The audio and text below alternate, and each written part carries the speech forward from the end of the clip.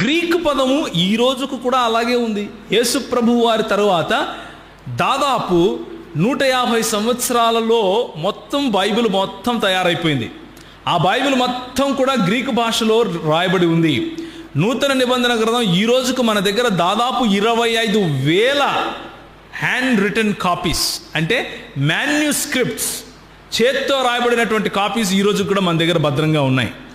ఎక్కడ కూడా ఏ Latin Vulgate కానీ, ఏ గ్రీక్ వల్గేట్ కానీ, అక్కడ నుంచి తీసుకున్న సిరియన్ ట్రాన్స్లేషన్స్ కానీ, దాని తర్వాత తీసుకున్నటువంటి ఇథియోపియన్ ట్రాన్స్లేషన్స్ కానీ, ఆ తర్వాత వచ్చినటువంటి కాప్టిక్ ట్రాన్స్లేషన్స్ కానీ, కాప్టిక్ ట్రాన్స్లేషన్స్ అంటే ఇప్పుడు ఐగుప్తు దేశం, ఈజిప్ట్, ఎక్కడ కూడా ఎవరు కూడా ఒక దేవుడు అని చేయలేదు.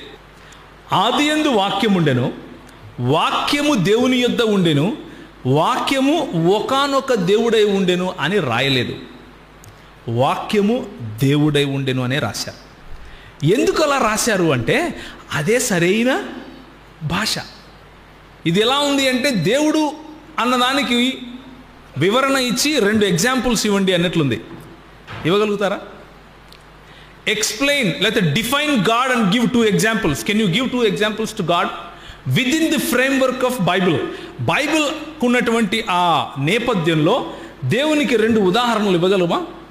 ఇవ్వలేము. ఎందుకు? ద్వితీయోపదేశకాండం 6వ అధ్యాయం 4వ వచనం ఏం చెప్తుంది? ఇశ్రాయేలు వినుము, నీ దేవుడైన యెహోవా అద్వితీయుడగు యెహోవా, యెహోవా మాత్రమే దేవుడు. అందులో ఏ డౌట్ లేదు. అయితే మా అవగాహన లేని వాళ్ళు ఏమనుకుంటారు అంటే యెహోవా అనగానే తండ్రి మాత్రమే అనుకుంటారు. అది సమస్య అక్కడ వచ్చింది.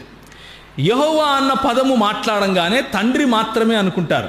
అయితే యెహోవా అన్న పదము తండ్రికి వాడారు, కుమారునికి వాడారు, పరిశుద్ధాత్మకు కూడా వాడారు అన్న విషయాన్ని మనం గుర్తు చేసుకోవాలి.